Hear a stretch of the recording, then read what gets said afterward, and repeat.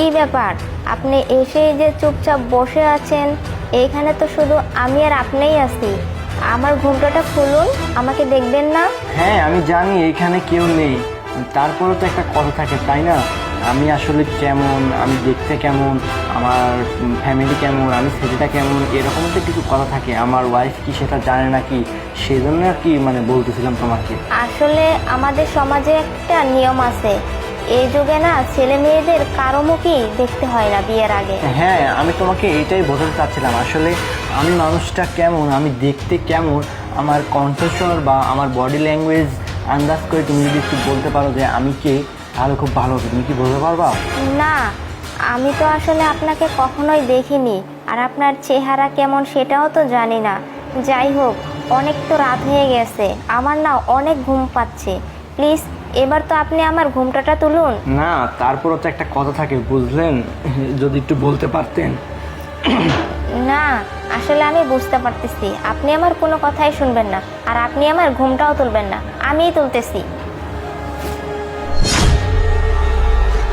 আপনি?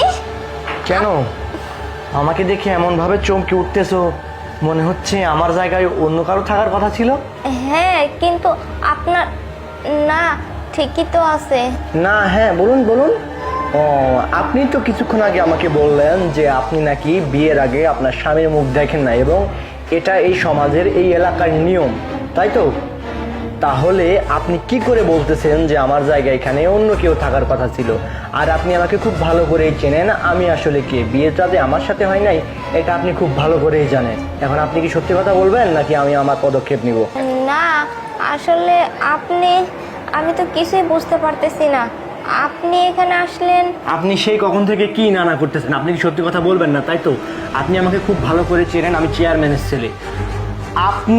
আপনি বিয়ের আগে আপনার স্বামীর মুখ দেখছেন, সেজন্য আপনি বাসর ঘরে এসে বলতে পারতেছেন যে আপনার সাথে আমার বিয়ে হয় নাই, তাই তো? আপনি আমাদের সমাজের নিয়ম ভঙ্গ করছেন। আমাদের সমাজের রীতি এটা যে বিয়ের আগে কোনো ছেলে তার বা কোনো মেয়ে তাদের কেউ কারো মুখ দেখতে পারবে না।